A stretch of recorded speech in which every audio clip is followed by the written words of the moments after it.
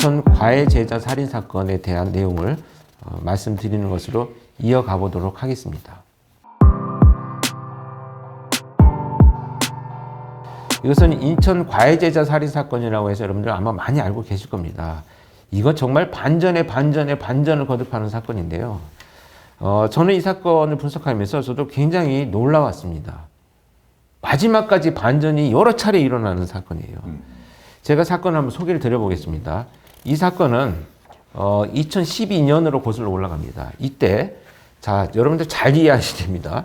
두 분 헷갈리지 마세요. 네. A와 B가 친구입니다. 친구인데 이 여고 동창생이고 어렸을 때부터 같이 지냈어요. 그래서 고등학교도 같이 다닌 친구인데 대학도 같이 다녔어요. 모 고등학교에 둘이 교생 실습을 나갑니다. 그럼 우리 고등학교 다닐 때 보면 교생 선생님들 오면은 되게 관심 가지잖아요. 난리 나죠.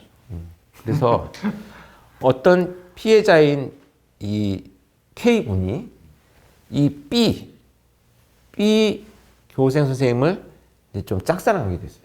그 사실을 알게 된 이 A는 자 이제 내가 시키는 대로만 하면 B 선생님과 사귀도록 해주겠다. 네가 학교를 졸업하면 이렇게 이제 이 K군을 설득하기 시작을 합니다. 그래서 어느 날 이 K군은 그동안 사실 뭐 운동만 열심히 하고 공부를 별로 안 했는데 이 A가 이렇게 이제 얘기를 해요. 성적이 좋아지면 사귀게 해주겠다. 내 말에 따르면. 그래서 갑자기 열심히 공부를 합니다. 그러면서 K군이 어느 날 집에 가서 자기 부모한테 내가 학교를 그만두고 검정고시를 보겠다. 이렇게 얘기를 해요. 그러니까 이 부모가 정말 이건 이제 답답한 일이 벌어졌죠. 나름대로 뭐 경호원이 되겠다고 열심히 운동을 하던 애가 갑자기 공부를 하겠다, 학교를 그만두겠다라고 하니까 이제 무슨 일이냐라고 했더니 그래서 A 선생님이 도와주기로 했다라는 거예요. 그래서 이 A 선생님을 진짜 이 교사가 만났는데 부모가 A가 내가 책임지고 아이를 대학에 보내도록 하겠다라는 약속을 합니다. 자기가 약속을 합니다. 이 첫 번째 포인트는 네. 자기가 약속을 합니다. 그런데 이 부모 입장에서는 참 황당한 일이긴 하지만 그동안 학교가 끝나면 방과 후에 이 A 선생이 남아가지고 또 이 성적을 올릴 수 있는 공부를 또 시켜준 흔적이 있어요. 그래서 믿고 보냈는데 이 교생 실습이 끝나면서 이 A라는 여성이 내가 인천으로 가서 지낼 텐데 이 아이를 그쪽으로 보내달라. 이렇게 해서 부모는 그 선생님하고 같이 지내도록 하는데 이 조건이 있었어요. 네. 일체 대학에 갈 때까지 부모가 연락을 하지 마라. 관계를 차단시켜버립니다. 그리고 나서 부모는 당연히 같이 동거하는지는 몰랐죠. 근데 같이 동거를 시작을 했어요. 성적인 관계가 뭐 있었다고 그런 얘기는 하지만 확실치는 않고요. 어찌됐건 부모는 이 자기 아들이 혼자 이제 하숙을 하면서 공부를 한다라고 생각해서 하숙비도 주고 정기적으로 뭐 학비도 대주고 이렇게 돈을 보내주면서 믿고 기다렸는데 사실은 A 여성의 집에서 이제 같이 생활을 하게 된 거죠. 그런데 그렇게 생활을 하고 있던 도중에 어느 날 심각한 화상을 입고 뜨거운 물이 막 부어진 상태로 구급대가 도착을 합니다. 그래서 이 아이는 결국 사망을 했어요. 그런데 이 A가 부모한테 이렇게 얘기를 합니다. 공부를 하던 중에 K군이 나를 성폭행하려고 해서 내가 그것을 제지하는 과정에서 뜨거운 물을 붓고 저항을 하다가 아이가 죽었다. 야, 그러면 이제 성폭행범이 됐잖아요. 그런데 조사를 해보니까 이 A 씨의 휴대폰이라든지 이런 그 디지털 포렌식을 해가지고 이제 그 심층 조사를 해보니까 B의 지시에 따라서 폭력을 행사하는 흔적이 나와요. 심지어 B 여성의 남자친구까지 같이 와가지고 폭행을 하고 또 이 가르칠 동안 얘를 뭐 어떻게든지 이 폭력을 행사하라고 하는 이런 지시가 막 내려오는 것들이 확인이 되고. 그러니까 B가 A 네. 교생 선생을 한테 한 거예요. 그래서 A는 결국은 이제 그 지시에 따라서 폭력을 행사하면서 이 아이를 그냥 학대를 하기 시작을 했는데 여기에서 누가 등장을 하냐면 A의 남자친구가 있습니다. 이 남자친구는 미국에 있어요. 그런데 이 남자친구와 통화를 한 문자를 주고받는 걸 보니까 이 남자친구도 A한테 그 아이를 어떻게든지 매일 두들겨 패고 폭력을 행사하고 막 이렇게 그 가르쳐야 된다라고 하는 지시를 해요. 그런데 문제는 뭐냐? 이 미국에 있는 남자친구는 이 A라는 여성하고 한 번도 만난 적이 없어요. 그런데 4년 동안 휴대폰으로만 둘이 이제 연인 관계가 된 거죠. 그럼에도 불구하고 폭력을 행사하라. 그다음에 B, 자기 친구인 B도 폭력을 행사하라고 해서 이 아이는 결국 죽게 됐습니다. 자, 그래가지고 이제 조사가 시작이 됐는데 문제는 뭐냐? 남자친구, 미국에 있는 남자친구는 사실은 B였어요. 그러니까 B가 만들어낸 가상의 인물이었습니다. 존재하지 않는 사람이었어요. 그 B가 남자인 척을 하면서 남자친구가 된 거예요. 그러니까 B는 그 상황을 자기도 통제하고 자기가 만든 가상의 남자를 통해서 A를 같이 조종을 하고 있었던 거예요. 무려 4년 이상. 황당한 일이죠. 그런데 나중에 또 한 가지 일어난 반전은 뭐냐면 그렇게 일어난 일들에 대해서 이 A는 모두가 이 관계들을 다 없다라고 지금 이 수사기관에서 이제 진술을 하기 시작을 합니다. B하고는 관계가 없다, 뭐 이런 식으로. 오직 내가 한 일이다. 자발적인 의지다. 지금 우리 앞서 말씀드렸던 세 자매와 똑같아요. 진 씨와는 무관하다. 이건 우리의 판단이었고, 우리의 목적과 의도가 분명하다라는 것을 주장을 하고 관련이 없다라고 하잖아요. 이 A도 같은 증상을 똑같이 나타냅니다. 그런데 이제 수사에서는 이제 다 모든 것이 드러났죠. 드러나가지고, 자, 그렇다면 A는 과연 어떤 사람이었느냐.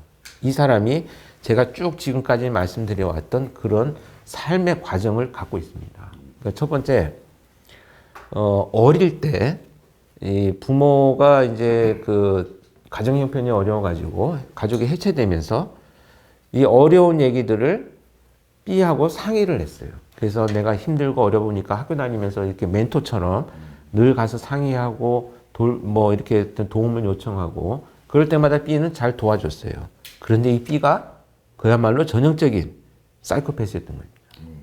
그래서 그때부터 이 A를 심리적으로 지배하기 시작을 합니다. 이 조종과 통제가 아니고 완전히 지배하기 시작을 해서 결국은 이 같은 대학에 다니게 된 이유도 이 A는 다른 대학을 갔지만 친구 따라서 다시 학교를 그만두고 그 학교에 입학을 한 거예요. 그러니까 모든 삶의 과정이 B가 지시하는 대로 학교도 그만두고 같은 학교를 다니게 되고 가상의 남자를 만들어서 통제하고 누군가 K라고 하는 그 학생을 데려다가 정말 끔찍하게 살해하게 만드는 것까지 결과를 만들었습니다.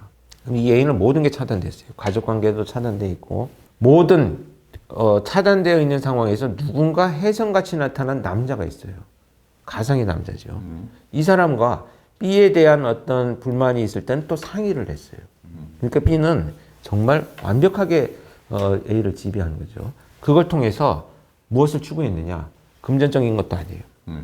또 이 지배하면서 느끼는 자기 만족감 이것인데 이 만족감이 뭐냐 하면 이 A의 삶의 파괴입니다.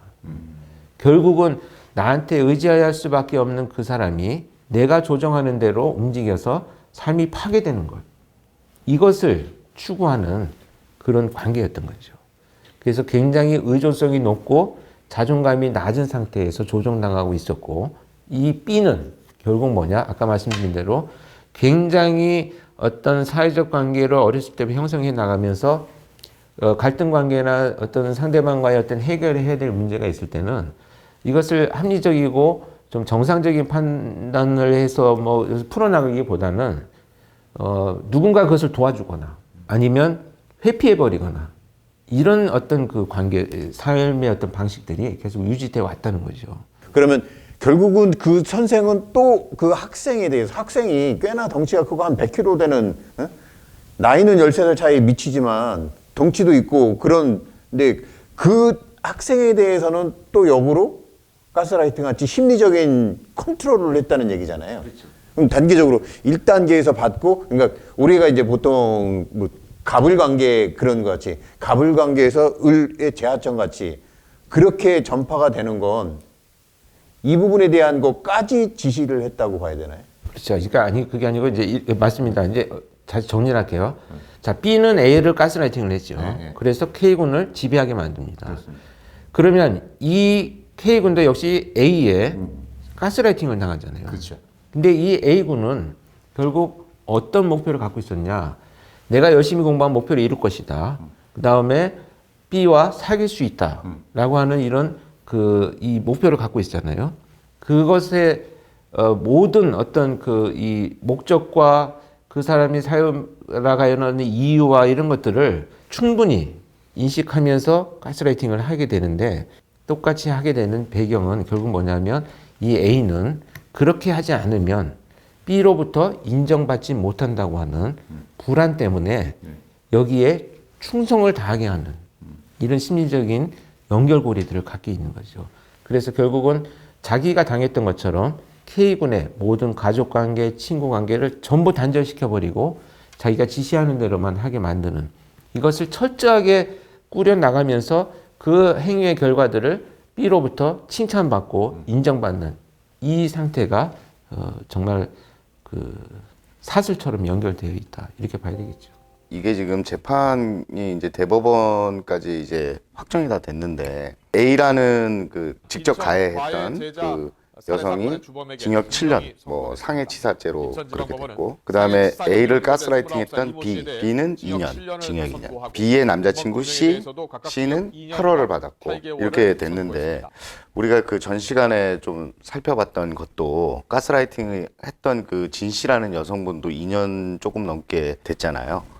이게 아직까지는 그렇게 그 가스라이팅을 직접적으로 교사했다 이렇게 보기는 좀 어렵다고 재판부는 보는 것 같네요. 그렇죠. 이거 지금 진짜 참 안타깝습니다. 이거 보시면 다 그 실행한 사람 징역 7년, 그것도 살인인데.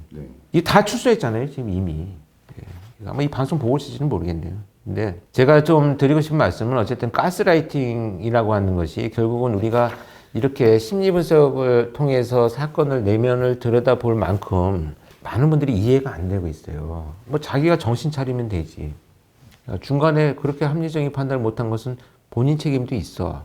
물론 본인 책임이 있죠. 그러나 이 조종하고 통제라고 하는 교묘한 이 가해자들은 어떤 방식으로든지 범죄를 저지릅니다. 그런 측면에서 이해를 해야 되는데, 피해자 측면에서 책임성을 더 크게 평가를 하다 보니까 아마 그 형량이 높지 않다 이렇게 보여지고요. 다음 유사한 주제로 또 설정을 한 것이 이제 그 스토킹과 관련된 범죄들인데요. 여러분들 헷갈리시면 안 됩니다. 이 세 모녀 살인 사건이 있고 세 자매에 의한 어머니 살인 사건은 가스라이팅 사건이고요. 세 모녀를 살해한 이 사건은 전형적인 스토킹 사건입니다. 그래서 이 사건은 좀 조만간에 저희들이 다시 한번 좀 심층 취재를 해서 말씀을 드릴 텐데, 그래서 스토킹 범죄는 상당히 높은 처벌, 뭐 징역형으로 지금 5년 이하의 징역인가 이렇게 이제 하고 있는데, 문제는 뭐냐면 이 스토킹 범죄 처벌법이 반의사의 불벌죄를 그냥 남겨뒀다는 거예요. 피해자의 의사에 반해서 처벌할 수 없다는 것을 조항을 남겨놨어요. 이건 또 다른 스토킹 범죄를 유발합니다. 그 가해자가 합의해달라고 또 스토킹을 해야 되는 문제가 생긴 거예요. 응? 합의해달라고 계속 쫓아다니는 문제가 또 발생할 수 있다는 거죠. 그런데 이렇게 불합리한 범죄를 왜 만들었냐? 여러 가지 제가 그 법안을 만든 분들 얘기 들어봤는데, 그러면 나중에 이제 좀 상세히 말씀드리고요. 아직도 우리 이 가스라이팅이든 또는 스토킹 범죄든 급변해 나가는 이런 범죄 양상에 대해서 우리 사회든 우리 법정이든 좀 제대로 된 판단을 할 수 있는 이런 배경들이 좀 만들어졌으면 좋겠습니다. 오늘도 우리 권율영TV를 끝까지 시청해 주셔서 너무 감사드립니다. 고맙습니다.